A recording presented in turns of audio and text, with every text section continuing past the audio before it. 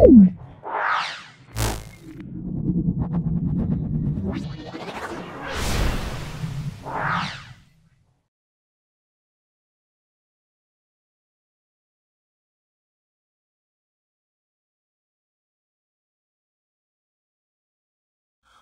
আমরা প্রান্তিক প্রশ্ন প্রস্তুতি দশম শ্রেণী 11 নম্বর সেটটা 2025 মাধ্যমিক 2025 যারা মাধ্যমিক পরীক্ষা দিচ্ছ তাদের জন্য এই সেটগুলো অত্যন্ত কার্যকারী। তোমরা প্রথম থেকে শেষ পর্যন্ত ভিডিও দেখো, আশা করি ভিডিও থেকে তোমরা দারুণ উপকৃত হবে। যদি ভালো লাগে একটা লাইক করবে, যারা চ্যানেলটাকে সাবস্ক্রাইব করে চ্যানেলটাকে সাবস্ক্রাইব করে দেবে, বেল বাটনে ক্লিক করে দেবে। চলে এসো আজকে প্রথম প্রশ্নে বিভাগ কয়ে সৌরকোষ তৈরি করতে ব্যবহার করা হয় সিলিকন। তারপর দেখো স্থির আয়তনে নির্দিষ্ট ভরে পিটি লেখচিত্র কেমন হবে? অপশান সি হবে মূল বিন্দুগামী সরলরেখা। সিও 1.3 সিও গ্যাসের বাষ্প ঘনত্বের সঙ্গে সিও গ্যাসের বাষ্প ঘনত্বের সঙ্গে সমান বাষ্প ঘনত্ব বিশিষ্ট গ্যাসটা হলো N2। এটা মনে রাখবে, সিও বলতে এর বাষ্প ঘনত্ব আমরা কত বলবো? এটা বলবো 14, আর N2 কত বলবো? 14। তারপর দেখো একটি কঠিন পদার্থের ক্ষেত্র প্রসারণ গুণাঙ্ক যদি x হয়, তাহলে আয়তন প্রসারণ গুণাঙ্ক কি হবে? আয়তন 1.5 হবে। কেন দেখে নাও, কারণটা একটু দেখে নাও।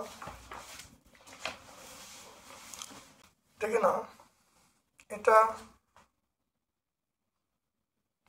1.4টা ভালো করে দেখে নাও। আমরা জানি আলফা সমান বিটা বাই 2 সমান গামা বাই 3। এখানে দেখে নাও, তাহলে গামার মান দেখো কি হবে? 3/2 বিটা, এটা হবে। এবার এইখানে দেখে নাও ক্ষেত্র প্রসারণ গুণাঙ্কটাকে এক্স বলেছে, ক্ষেত্র প্রসারণ গুণাঙ্কটা কোথায় এক্স বলেছে, তাহলে আমরা গামার মানটা কি পাবো? 3/2, বিটার জায়গায় আমরা এক্স বলবো, তাহলে গামার মানটা হবে 1.5x। তাহলে অপশান কি হবে? অপশান আমরা সি বলবো। তারপর দেখে নাও, এরপরে চলে এসো বস্তু অপেক্ষা। তারপর দেখো 1.5-এ একটি উত্তল দর্পণ অসৎ বস্তুর সৎবিম্ব গঠন করে। অসৎ বস্তুর দূরত্ব হওয়া প্রয়োজন এফের কম। তারপর এরপরে বস্তু অপেক্ষা বড় অসৎ বিম্ব তৈরি হয় উত্তল লেন্স দ্বারা। তড়িৎ প্রবাহ মাত্রা মাপার যন্ত্র হলো অ্যামিটার। তড়িৎ বিভবের মাত্রার সংকেত m L2 e⁻⁻3 a⁻⁻1। এখানে এ বলতে তড়িৎ প্রবাহ মাত্রা বোঝাচ্ছে, তোমরা যদি আই লেখো তাও হবে। ইলেকট্রনের বিপরীত কণাটি হলো পজিট্রন। ইলেকট্রনের বিপরীত কণা সেটা পজিট্রন, ইলেকট্রনটা মাইনাস আর পজিট্রন প্লাস। তারপর দেখো ক্ষারধর্মী ধাতু আমরা কি বলবো? সিএস বলবো। সমযোজী দ্বিবন্ধন দেখা যায়, সেটা আমরা N2 বলবো। পরিশোধন পদ্ধতিতে পরিশোধন করা যায়, এটা আমরা অ্যান্সার বলবো কপার বলবো। সোডিয়ামের থেকে সবচেয়ে বেস্ট অ্যান্সার হলো সেটা আমরা কপার বলবো, অর্থাৎ আমরা সিউ বলবো, সিউ। অলিয়ামের সংকেত হলো অপশান সি হলো H2SO7।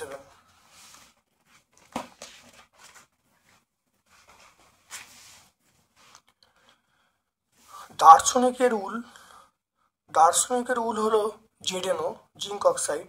ক্যালসিয়াম কার্বাইড এবং জলের মিশ্রণে কি উৎপন্ন হয়? মিশ্রণে এটা আমরা অ্যাসিডিটি পাই। সৌরশক্তির উৎস, তাহলে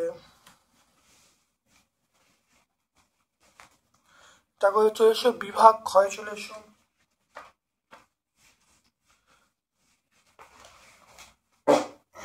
দেখো সৌরশক্তির উৎস, এটা নিউক্লিয় সংযোজন বলবো, নিউক্লিয় সংযোজন প্রক্রিয়া। সৌরশক্তির উৎস হলো নিউক্লিয় সংযোজন। সৌরকোষে ব্যবহৃত হয় একটি সৌরকোষ ব্যবহৃত একটা যন্ত্রের নাম। দেখো সৌরকোষ ব্যবহৃত একটা যন্ত্রের নাম দেখে নাও, আমরা বলবো, দেখে নাও কৃত্রিম উপগ্রহ বলবো, আমরা বলবো কৃত্রিম উপগ্রহ বলবো, কৃত্রিম উপগ্রহ বলবো, ট্রাফিক সিগন্যাল বলবো। তাহলে আমরা লিখবো কৃত্রিম উপগ্রহ লিখবো।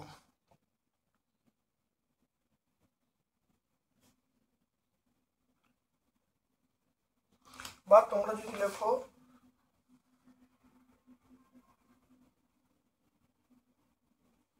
সোলার, তোমরা যদি লেখো সোলার প্যানেল তাও হবে কিন্তু। মিথেন হাইড্রেট, মিথেন হাইড্রেট কেন ফায়ার আইস বলা হয়? হাইড্রেটকে কেন ফায়ার আইস বলা হয় দেখে নাও ভালো করে। কারণ মিথেন হাইড্রেটকে দেখে নাও, মিথেন হাইড্রেট হলো এর সংকেত। মিথেন হাইড্রেট হলো বরফের মতো দেখতে সাদা খিলাসাকার পদার্থ। মিথেন হাইড্রেটকে আগুনের বরফ বলা হয় কারণ 1100 মিটার নিচে সমুদ্রের তলদেশে পাললিক শিলায় এটা পাওয়া যায়।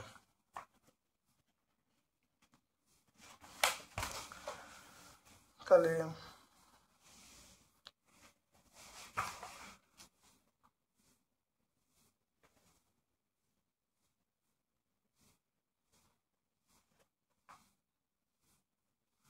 পেজ নাম্বার 8-এ আমরা পাবো।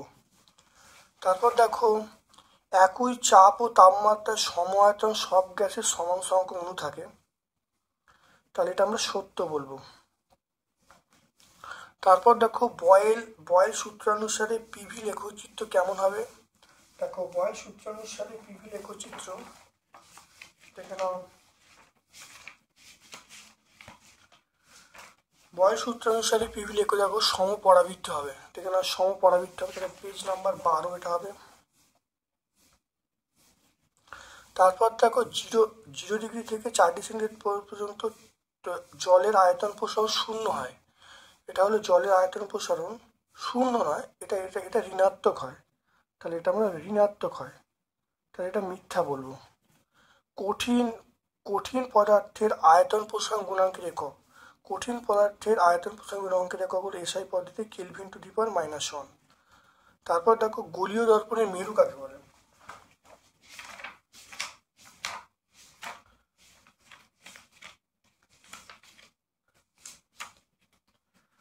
দেখে নাও, গোলীয় দর্পণের মেরু বলতে দর্পণের মধ্যবিন্দুকে গোলীয় দর্পণের মেরু বলে।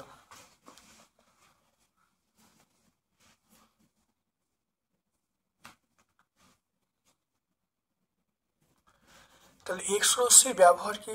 এক্স রশ্মির ব্যবহার অর্থাৎ এক্স রশ্মি মানে হাড়ের চিকিৎসা করা, অর্থাৎ এক্স রশ্মি হলো গোয়েন্দা বিভাগে, আমরা বলবো গোয়েন্দা বিভাগে বললে হবে।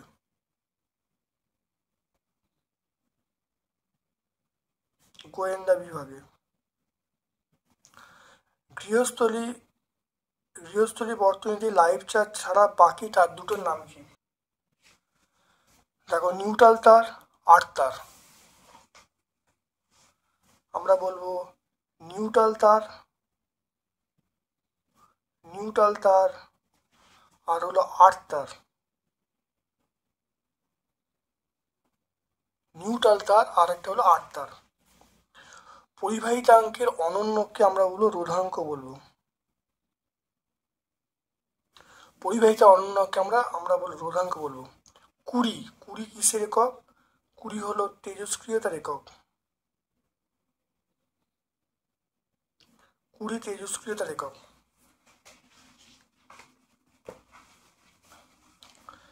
তারপর দেখো, তেজস্ক্রিয় ক্ষার ধাতু, এটা হলো ফ্রান্সিয়াম বলবো। তেজস্ক্রিয় ক্ষার ধাতু হলো ফ্রান্সিয়াম। ইফার হলো ফ্রান্সিয়াম, তেজস্ক্রিয় ক্ষার ধাতুর নাম ফ্রান্সিয়াম।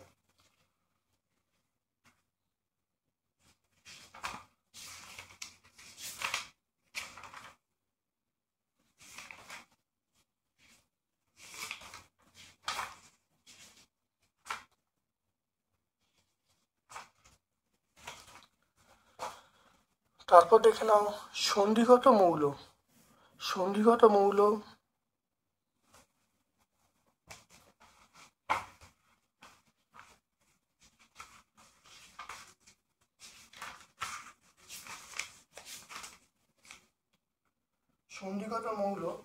দেখে নাও 3 থেকে 12, 3 থেকে 12কে সন্ধিগত মৌল বলবো। তাহলে এগুলো সব কিন্তু সন্ধিগত মৌলের মধ্যে পড়ছে।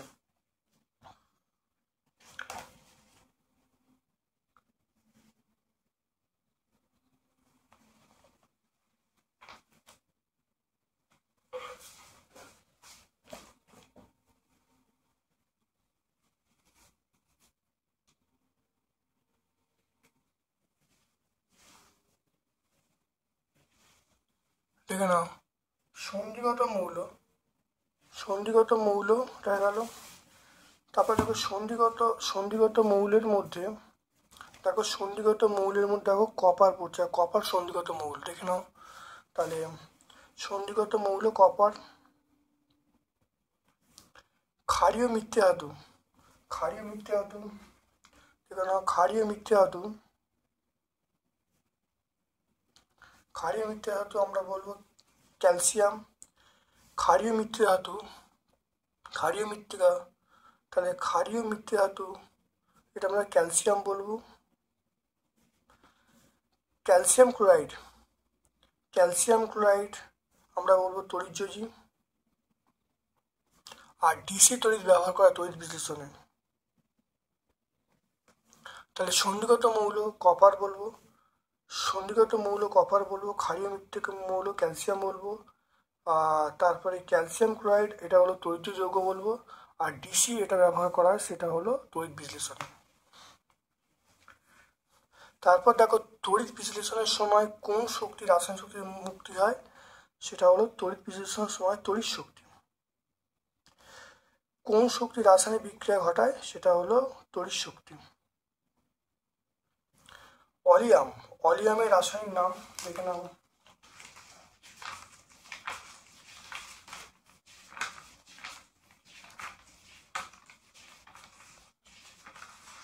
দেখো অলিয়ামের রাসায়নিক নাম আমরা বলবো, দেখো পাইরোসালফিউরিক অ্যাসিড, আমরা বলবো পাইরোসালফিউরিক অ্যাসিড। পাইরোসালফিউরিক অ্যাসিড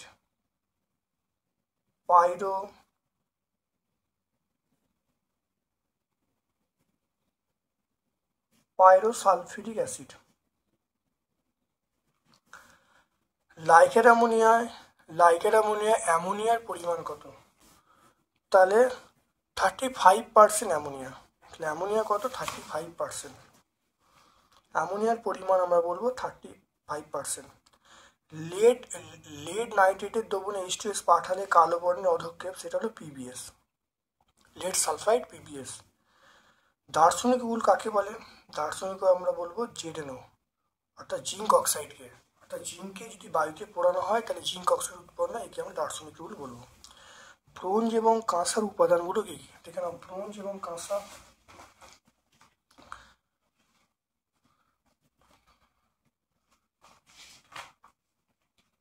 দেখে নাও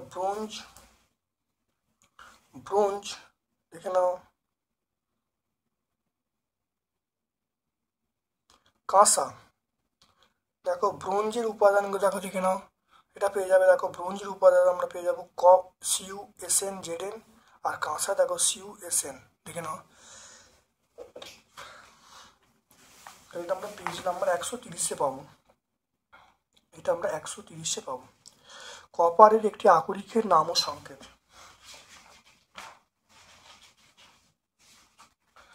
দেখো নাও কপারের আকরিক অনেকগুলো আছে, এর মধ্যে সবচেয়ে ছোট যেটা সেটা হলো কপার গ্ল্যান্স Cu2S। তাহলে পেজ নাম্বার 131-এ পেয়ে যাবে। এটি সরলতম অ্যালকাইন।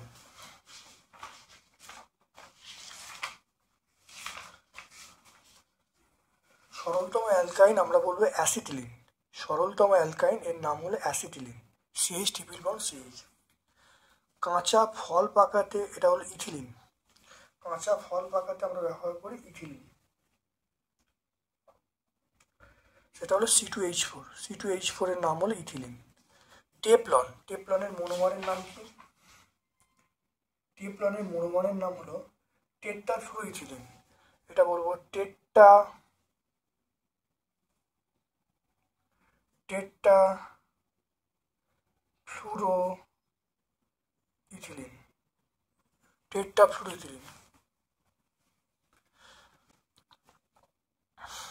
তারপর দেখে নাও 3.1 চলে এসো। 3.1 বায়োফুয়েল ব্যবহার করা হয়, পেজ নাম্বার 8-এ আমরা পাবো।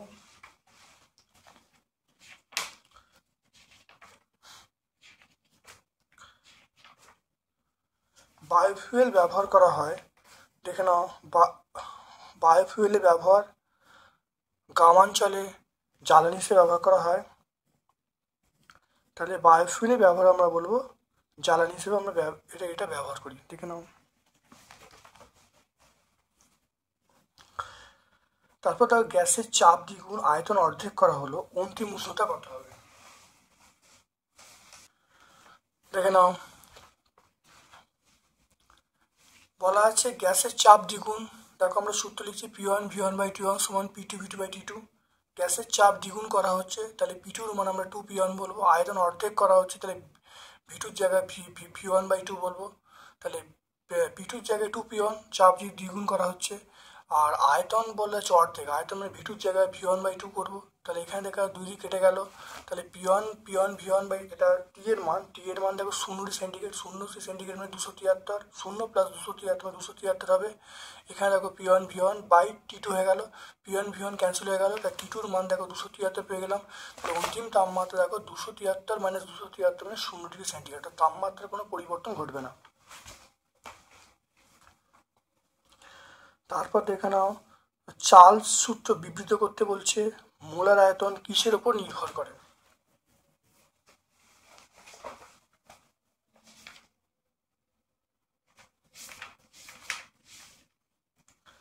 দেখে নাও চার্লস সূত্র, স্থির চাপে নির্দিষ্ট ঘরে কোনো গ্যাসের আয়তন প্রতি 1 ডিগ্রি উষ্ণতা বৃদ্ধি বা হ্রাসের জন্য ওই গ্যাসের 0°C তাপমাত্রায় যা আয়তন তা 1/273 অংশ হারে বৃদ্ধি বা হ্রাস পায়।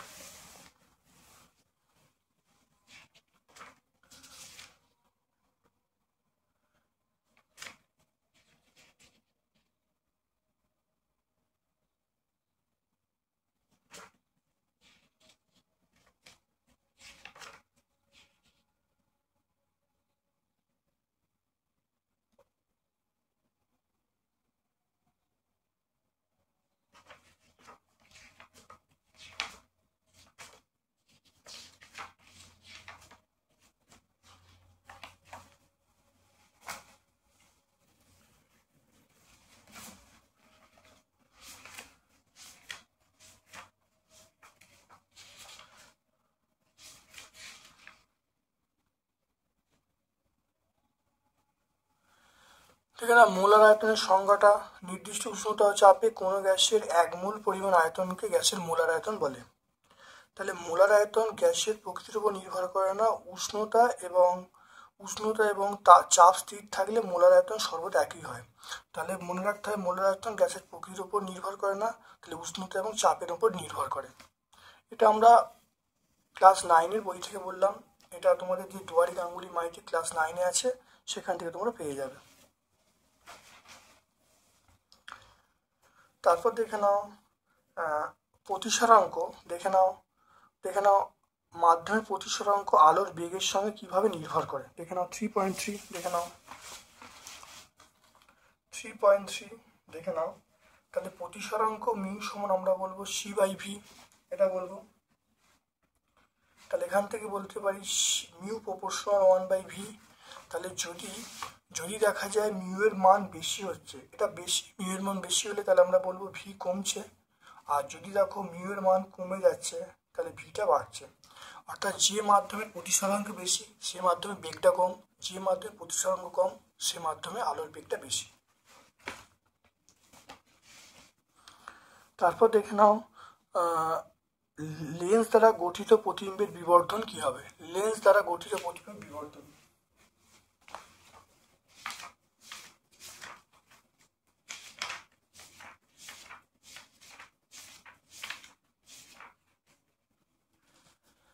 দেখে নাও লেন্সের প্রধানকের উপর লম্বভাবে কোনো বস্তুর প্রতিবিম্বের উচ্চতা এবং বস্তুর উচ্চতার অনুপাতকে আমরা রৈখিক বিবর্ধন বলবো।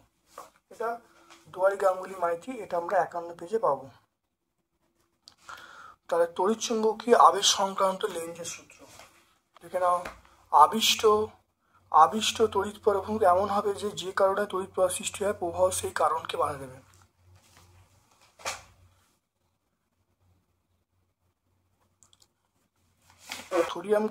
সোডিয়াম ক্লোরাইডকে এই আকারে প্রকাশ করা যায় না কেন? এটা আমরা সহায়িকায় পেয়ে যাবো, ভালো করে দেখে নাও। সহায়িকায় দেখো পেয়ে যাচ্ছি, সহায়িকায় দেখো 321 পেজ আমরা পাবো। এটা হলো ছায়া প্রকাশনের সহায়িকা, এটা আমরা 321 পেজে পাবো। তারপর দেখো এক্স একটি পারমাণবিক সংখ্যা এক্স বলা আছে, এক্স মৌলটির পারমাণবিক সংখ্যা 7 বলা আছে। এক্স মৌলটি এক্স এর দুটি পরমাণু যুক্ত হয়ে অণু গঠন করলে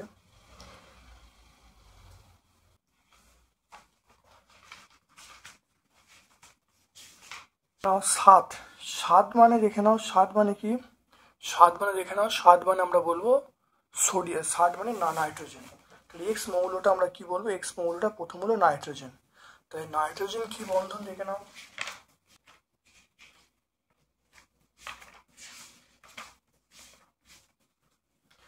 নাইট্রোজেন দেখে নাও, নাইট্রোজেন দেখো ত্রিবন্ধন তৈরি হবে, সমজীবী বন্ধন। দেখে নাও এটা অ্যান্সার হয়ে যাবে। তাহলে পেজ নাম্বার 109 পেয়ে যাবে। প্রথম তো নাইট্রোজেন লিখবে, এটা সমজীবী বন্ধন, সমজীবী ত্রিবন্ধন, লুইস ডট পেয়ে যাবে, এটা 109 পেজে তোমরা পেয়ে যাবে। তড়িৎ যোজ্যতা কাকে বলে, এটা আমরা 105 পেজে পাবো। দেখে নাও তড়িৎ যোজ্যতা, দেখে নাও এটা দেখে নাও, তড়িৎ ধনাত্মক মৌলের পরমাণু ইলেকট্রন বর্জন করে ক্যাটায়ন বা তড়িৎ ঋণাত্মক মৌল ইলেকট্রন গ্রহণ করে মানে পরমাণুর সেই বর্জিত ইলেকট্রন গ্রহণ করে অ্যানায়নে পরিণত হয়। তাহলে বিপরীত আধানযুক্ত আয়ন দুটি স্থির তারিখে আকর্ষণ বলের পর মিলিত হয়ে যৌগ ঘটার ক্ষমতাকে আমরা তড়িৎ যোজ্যতা বা আয়নিক যোজ্যতা বলবো। তারপর দেখো হাইড্রোজেন সালফাইডের বিজারণ ধর্ম লিখতে বলছে।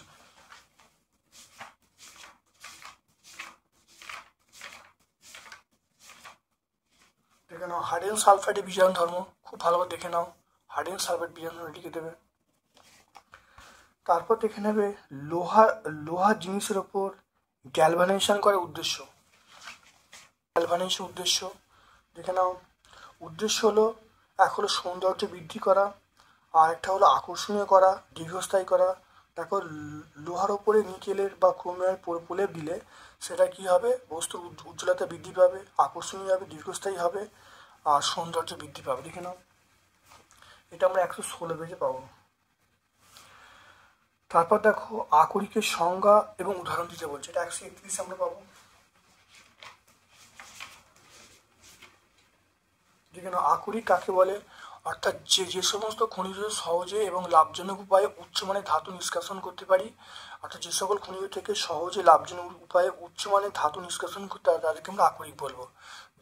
যেমন বক্সের আকরিক আমরা বলবো অ্যালুমিনিয়াম। তারপর দেখো এলপিজি উৎস এবং ব্যবহার, দেখে নাও এলপিজির উৎস দেখে নাও, এলপিজির উৎস আমরা বলবো পাতন প্রক্রিয়া এলপিজি পাওয়া যায়। আর এর ব্যবহার কি, আমরা বলবো রান্নার কাজে জ্বালানি হিসেবে ব্যবহার করা হয়। দেখো প্রকৃতিতে জৈব পলিমার প্রোটিনের বায়োডিগ্রেডেশন হয় কিভাবে,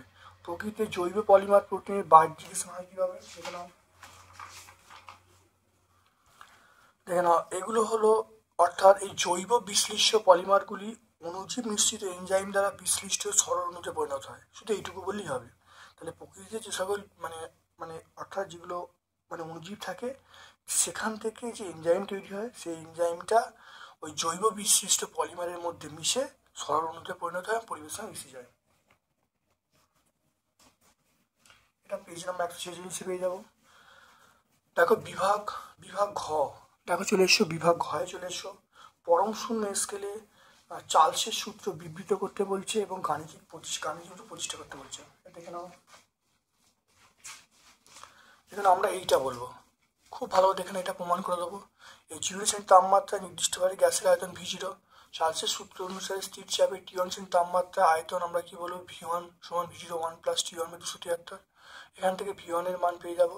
এখানে তারপরে আমরা চলে আসবো V2 এর মান পেয়ে যাবো। তাহলে আমরা বলতে পারি V/T সমান কনস্ট্যান্ট, তাহলে V প্রপোর্শনাল T, অর্থাৎ আমরা বলতে পারি স্থির চাপে নির্দিষ্ট ভাবে কোনো গ্যাসের আয়তন দেখো গ্যাসটির পরম তাপমাত্রা সমানুপাতিক, এটাই চার্লসের সূত্রের বিকল্প রূপ, এটা বললে হয়ে যাবে। তাহলে পেজ নাম্বার 13-14 আমরা পাবো। হ্যাঁ, পেজ নাম্বার 13 থেকে পেজ নাম্বার 14 এর মধ্যে আমরা পাবো।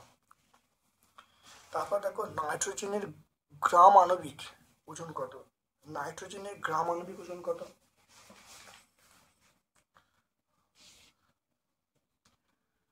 দেখে নাও নাইট্রোজেনের গ্রাম আণবিক ওজন আমরা বলবো 28 গ্রাম, আমরা কত বলবো, 28 গ্রাম বলবো। হ্যাঁ, নাইট্রোজেনের গ্রাম আণবিক ওজন আমরা বলবো 28 গ্রাম। এবার দেখো এসটিপিতে নাইট্রোজেনের ভর কত হবে।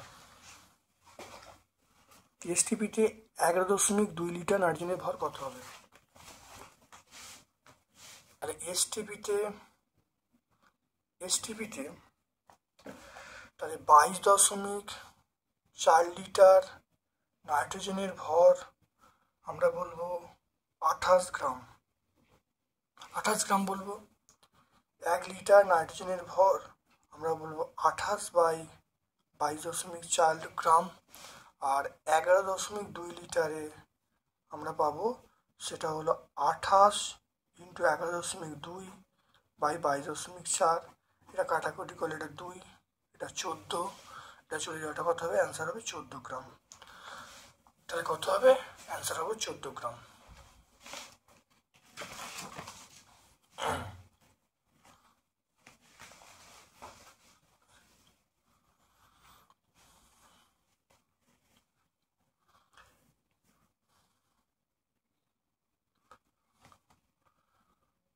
তারপর দেখে নাও ভর ও শক্তির পারস্পরিক রূপান্তর সম্পর্কিত আইনস্টাইনের সূত্র লিখতে বলছে, ব্যাখ্যা করতে বলছে, সমীকরণে ব্যবহৃত প্রতীকগুলির চিহ্ন উল্লেখ করতে বলছে। দেখে নাও ভর এবং শক্তির তুল্যতা যে সমীকরণ, আইনস্টাইন সমীকরণ, সেটা E=mc²। ই মানে শক্তি, এম মানে ভর, সি মানে শূন্য মাধ্যমে আলোর বেগ।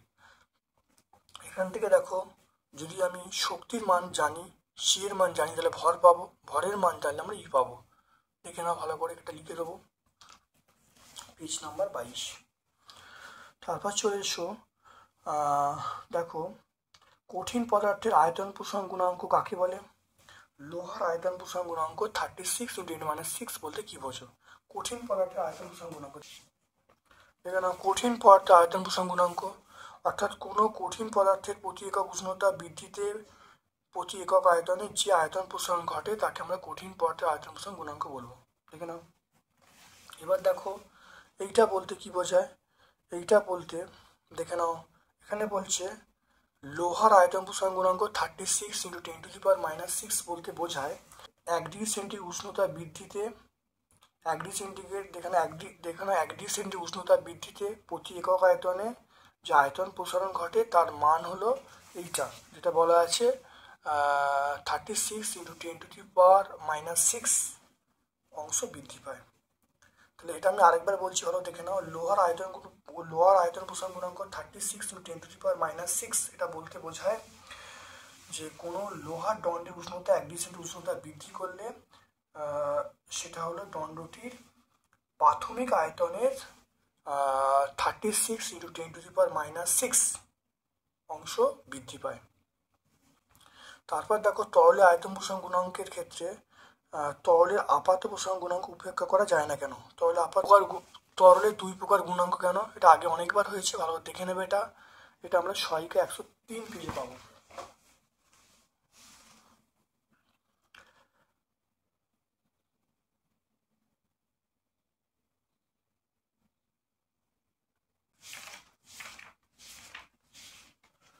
বিবর্ধক কাঁচ হিসাবে দেখে নাও, এইটা আমরা ব্যবহার বলবো। দেখে নাও, এইটা আমরা লিখবো উত্তল লেন্স দ্বারা সমশীর্ষ বিবর্ধিত অসৎবিম্ব গঠন, পেজ নাম্বার 50 বলবো। দেখো স্নেলের সূত্রটা লিখতে বলছে, গাণিতিক লিখতে বলছে।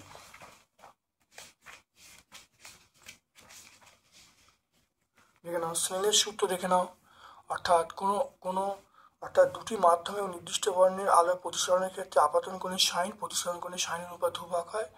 এটা আমরা বলবো দেখো sin i/sin r = μ, এটা লিখলে উত্তর হয়ে যাবে।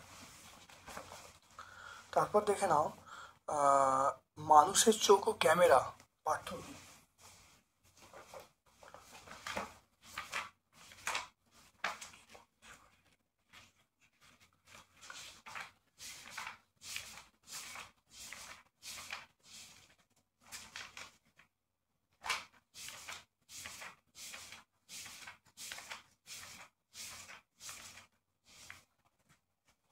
এখানে মানুষের চোখ এবং ক্যামেরার পার্থক্য অনেকগুলো আছে, তোমরা এর মধ্যে যে কোনো 3টে বলে দেবে। দেখে নাও ভালো করে। এটা 169 পেজ আমরা পাবো। সহায়িকা আমরা 169 পাবো। ডিসি অপেক্ষা এসি সুবিধাগুলো কি কি?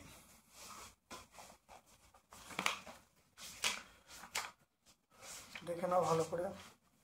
1 নম্বর হলো শক্তি ক্ষয় কম হবে, 2 নম্বর উৎপাদন ব্যয় কম হবে, তারপরে ভোল্টেজকে কমানো বাড়ানো যাবে।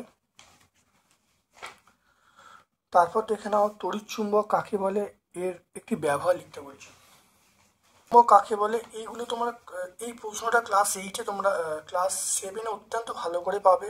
ক্লাস 7-এর প্রশ্ন এটা। যাই হোক, মানে কোনো চুম্বক পদার্থকে তড়িৎ পাঠালে যে কৃত্রিমভাবে চুম্বক তৈরি করা হয় তাকে বলে তড়িৎ চুম্বক। কোনো চুম্বক পদার্থকে তড়িৎ পাঠিয়ে যে চুম্বক তৈরি করা হয় তাকে তড়িৎ চুম্বক বলে। এর ব্যবহার হলো ধরো কলিং বেলে আমরা ব্যবহার করি, কলিং বেলে ব্যবহার করে, এটিএমে আমরা ব্যবহার করি, তাহলে এটিএমে ব্যবহার করি, কলিং বেলে ব্যবহার করি। তারপরে চোখে লোহার গুঁড়ো পড়ে গেলে ডাক্তাররা তড়িৎ চুম্বক ব্যবহার করে। তারপর দেখে নাও তড়িৎ প্রবাহের তাপীয় ফল সংক্রান্ত জুলের সূত্র, এটা 71 পেজে তোমরা পেয়ে যাবে।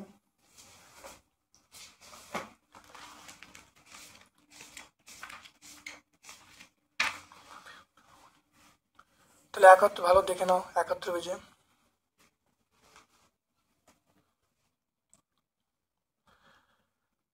তাহলে 3টে সূত্র দেখে নাও, 3টে সূত্র আছে, খুব ভালো করে 3টে সূত্র ব্যাখ্যা করে দেবে। নিউক্লিয় বিভাজন এবং নিউক্লিয় সংযোজনের মধ্যে পার্থক্য দেখে নাও। নিউক্লিয় সংযোজন নিউক্লিয় বিভাজনের পার্থক্য দেখে নাও।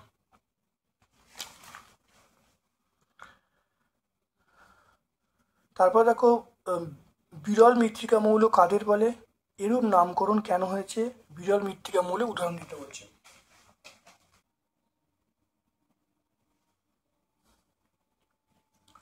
দেখে নাও 18 নম্বর গ্রুপে যে মৌলগুলো আছে, 18 নম্বর গ্রুপে যে মৌলগুলো আছে না, দেখে নাও এই মৌলগুলোকে দেখো ল্যান্থানাইট, দেখে নাও ল্যান্থানাইট সারি আছে, ল্যান্থানাইট সারি দেখো সি, পিআর, এনডি, পিএম, এখান থেকে শুরু করে শেষ পর্যন্ত এই মৌলগুলোকে আমরা বিরল মৃত্তিকা মৌল বলবো। ঠিক আছে, কারণ এগুলো প্রকৃতিতে অত্যন্ত কম পরিমাণে পাওয়া যায়, বিরল, মানে এই মৌলগুলো প্রকৃতিতে অত্যন্ত কম পরিমাণে পাওয়া যায়, তাই এরূপ নামকরণ। এটা আমরা 99 পেজ আমরা পাবো।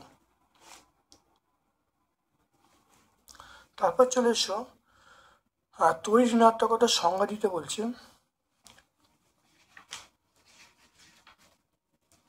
তড়িৎ ঋণাত্মকতা অর্থাৎ অন্য কোনো মৌলের পরমাণুর সঙ্গে সমযোজী বন্ধনে থাকা আবদ্ধ বন্ধনকারী ইলেকট্রন জোড়কে অন্য কোনো মৌলের নিজের দিকে আকর্ষণের ক্ষমতাকে আমরা বলবো তড়িৎ ঋণাত্মকতা আমরা বলবো। তাহলে হ্যালোজেন মৌলগুলোকে তড়িৎ ঋণাত্মক অনুসারে সাজাতে বলছে, মানে হ্যালোজেন মৌলগুলোকে তড়িৎ ঋণাত্মক অনুসারে সাজাতে বলছে। দেখে নাও তাহলে হ্যালোজেন মৌল আমরা কি বলবো, দেখে নাও প্রথমে এফ, তারপর সিএল, এফ সিএল বিআরআই, দেখে নাও। তাহলে এটা আমরা 102 পেজে বলবো। তারপর তড়িৎ বিশ্লেষ্য পদার্থ কাকে বলে উদাহরণ দিতে বলছে। 112 তড়িৎ বিশ্লেষ্য পদার্থ কাকে বলে।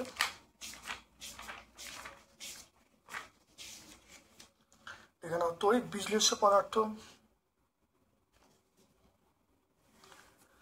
অর্থাৎ দেখে নাও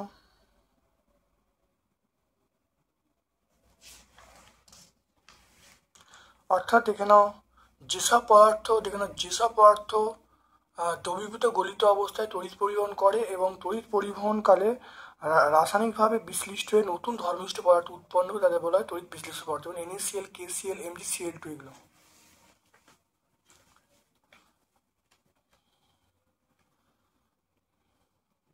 এটা আমরা 111 পেজে পাবো। তারপর দেখো লাইকার অ্যামোনিয়া, দেখে না লাইকার অ্যামোনিয়া বোতল খোলার সময় ঠান্ডা করে খুলতে হয় কেন। লাইকার অ্যামোনিয়া বোতল খোলার সময় দেখো ঠান্ডা করে কেন খুলতে, ভালো দেখে নাও।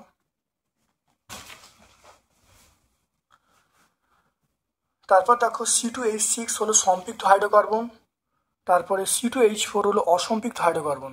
কেন?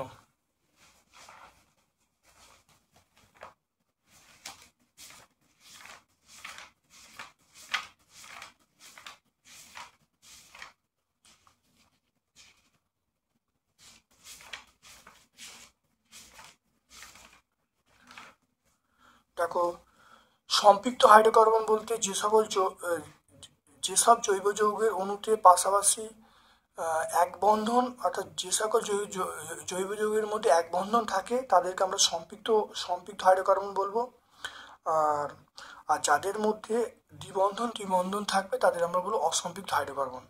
যেহেতু C2H4 এর মধ্যে এক বন্ধন থাকে তাই এটা সম্পৃক্ত হাইড্রোকার্বন। আর তারপর দেখে নাও C2H6 তাহলে C2H6 তাহলে এর মধ্যে দেখো C2H6 এটা হলো যেহেতু এক বন্ধনে আবদ্ধ তাই সম্পৃক্ত হাইড্রোকার্বন। C2H4 ইথিলিন এটা দ্বিবন্ধনে আবদ্ধ তাই এটা অসম্পৃক্ত হাইড্রোকার্বন। দেখে নাও সমস্ত উত্তরগুলো এখানে পেয়ে যাবে, দেখে নাও। তারপর দেখো পদার্থগুলির প্রত্যেকটির ব্যবহার লিখতে পারি। মেথিলিটি স্পিড দেখে নাও। মেথিলিটি স্পিড আমরা ব্যবহার করবো দেখো পেন্ট বার্নিশে দাবক রূপে স্টোভ স্পিরিটে জ্বালানি হিসেবে ব্যবহার করবো। তারপর দেখো ভিনিগার কথা দেখে নাও। ভিনিগার ব্যবহার দেখে নাও। ভিনিগার বা অ্যাসিড এটা হলো অ্যাসিড অ্যাসিডের সঙ্গে 5 থেকে 8% জলীয় দ্রবণ মাছ মাংস সংরক্ষণে, আচার সংরক্ষণে ব্যবহার করা হয়। এটা ছাড়াও হোয়াইট লেড তৈরিতে ব্যবহার করা হয়, মনে রাখবে। তারপর দেখো ইথিলিন দেখো ইথিলিনের ব্যবহার দেখে নাও। ইথিলিনের ব্যবহার দেখে নাও। ইথিলিনের ব্যবহার হলো কাঁচা ফল পাকাতে, তারপর শল্য চিকিৎসায় আমরা ব্যবহার করি। তাহলে 11 নম্বর সেটটা আমরা সম্পূর্ণ ব্যাখ্যা করলাম। ভিডিওটা প্রথম থেকে শেষ পর্যন্ত দেখার জন্য তোমাদের সকলকে ধন্যবাদ জানাচ্ছি। কেমন লাগছে কমেন্ট সেকশনে কমেন্ট করে, ভালো লাগে লাইক করবে, যারা চ্যানেল সাবস্ক্রাইব করে দেবে, বেল বাটনে ক্লিক করে দেবে। আমার পক্ষ থেকে সকলকে ধন্যবাদ এবং শুভকামনা নিয়ে আজকের মতো ভিডিও শেষ করলাম। Thank you.